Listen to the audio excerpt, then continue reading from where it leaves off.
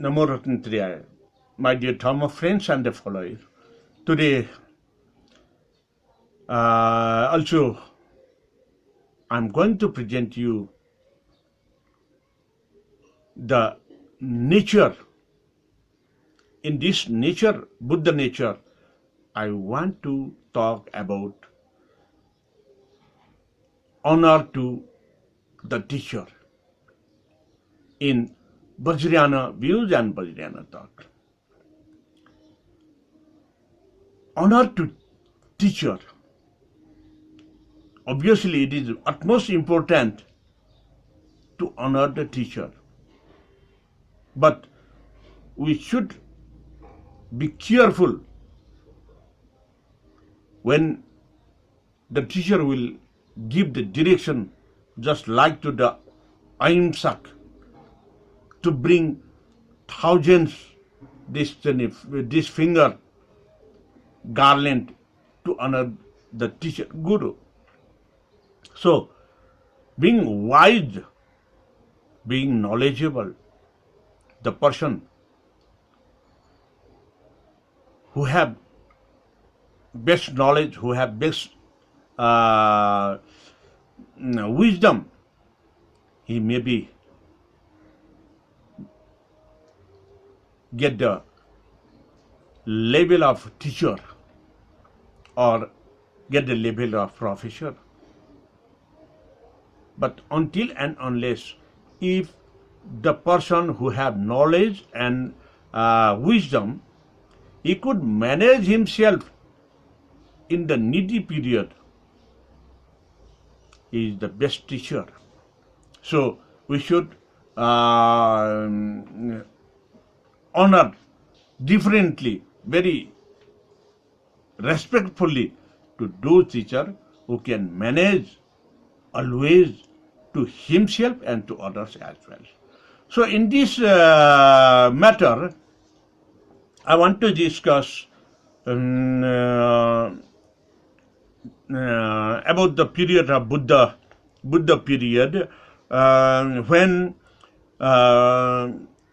Pindola, a disciple of Buddha, after gaining enlightenment, returned to his native place of Kausambi to repay the people there for the kindness they had shown him. Because every person who guidance to the others, the people who guided are respectful, and we should honor them and to repay by honoring them. So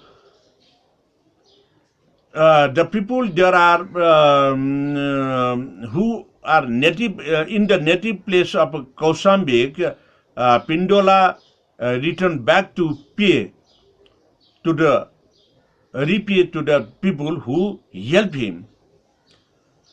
In so doing, he prepared the field of the sowing of Buddha's seeds, because he is he is on the way to the Buddha's nature, Buddha Swabhava. On the outskirts of Kausambi, there is a small park that runs along with the bank of the Ganga river, shaded by endless rows of coconut trees and where a cool wind continuously flows. One hot summer day, Pindola sat in meditation in the cool shade of a tree when Lord Udayana came to this park with his consorts for recreation, and after music and pleasure, he took a nap in the shade of another tree. While their Lord was asleep, his wives and ladies in waiting to walk and suddenly came upon Pindola sitting in the meditation. They recognized him as a holy man and asked him to teach them, and they listened to his sermon. When the Lord awakened from his nap, he went in the search of his ladies and found them surrounding this man and listening to his teaching.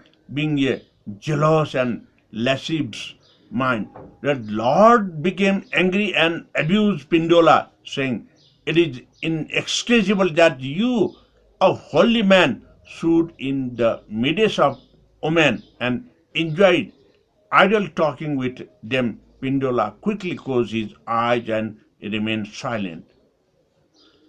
The angry lord drew his sword and threatened Pindola, but the holy man remained silent and was as firm as a rock. This made the Lord still more angry and more broken open in and healed and threw some of the Anfield dot upon him. In this way, he reacted to the Pindola.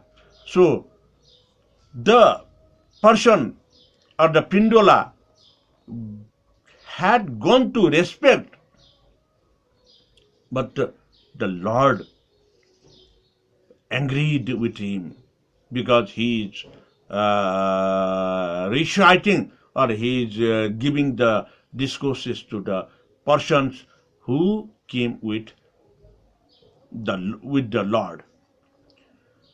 And this way, when we are going to honor the teacher, we should think the teacher is honorable or we should keep in the silent. So, noble truth or noble Lord, we should understand that honored teacher, one may have impure thoughts of a woman, the age of mother or a sister or a daughter.